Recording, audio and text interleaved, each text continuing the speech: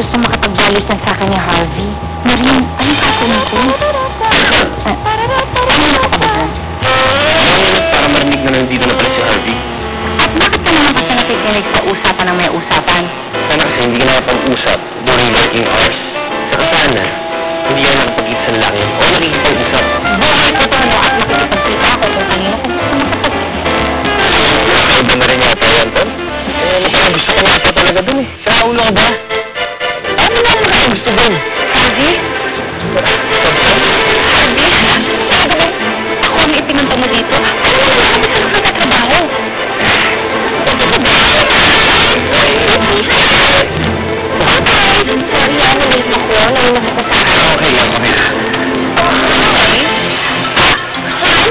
Siya pa yung sinasabi ko sa yung pastry shop na gagawa ng wedding cake natin.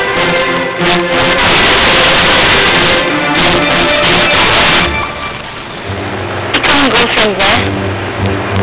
Magpapakasal na kayo? Magpapagawa ba kami ng cake kung hindi?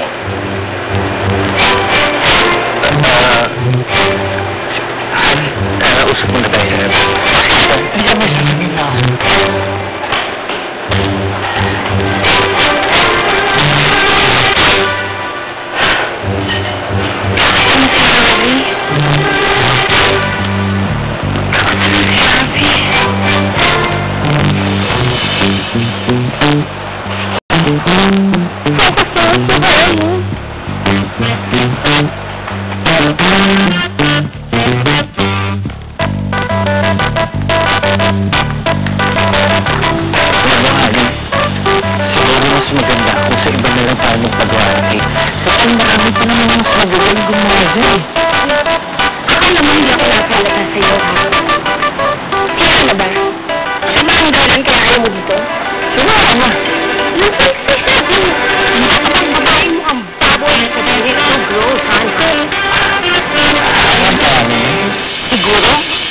Tuluyan si Harvey tsaka si Samson, may apo ka na ngayon. Sa pa yan. Alam mo, gusto ko nang magka-apo kay Samson. Pero, ayoko na umasa. Di na yata mag-aasawa yan. Aba, malay mo naman, totohanin siya ni Cyrus. Ano? Oh, ha? Sa sama ng ugali ng nanay nun. Kahit na maging pickles pa ang matris ng anak ko, hindi ako papayag na magpakasal siya kay Cyrus. Sus, yan. Siya ang dahilan mo. Kung ka na magmaangaan pa. Bakit wala tayo mo sa mukha mo?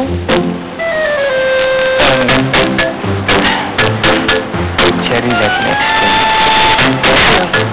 Ano I get it eh. Alam ko na. Nandidiri ka sa mukha niya, diba? Kaya ako dito. May gambagi, ako din naman. Sukan na ako. I must really admit, she's the best pastry chef there. So, wala akong magagawa. But you know what? You don't have to worry. Ako na makikipag-usap at hindi mo natitignan yung mukha niya ever again, okay? So, dito pa rin tayo magpapagawa. Siyempre, gagawa ng cake natin. End of topic. Okay? Aling Sonia! Aling Nieves! Oh, si Danong, mukhang maghuhutan. Talaga saan yan? Eh, ano ba tayo ng tao? Nagboboso ka? Ano naman po? Hindi naman yung pagboboso yun. Sino ka naman talaga naghuhutan?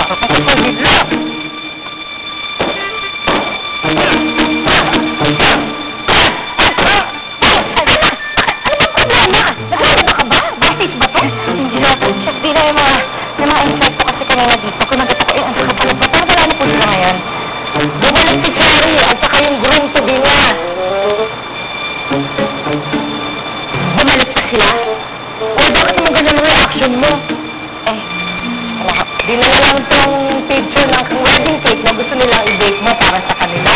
Oo.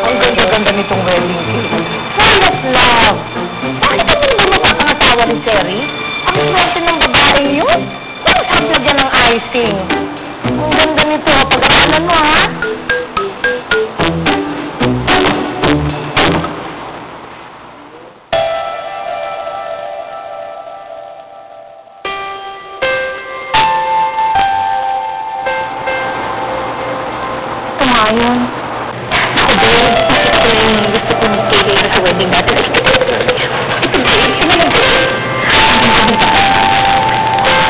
Oo nga, nalaga mo.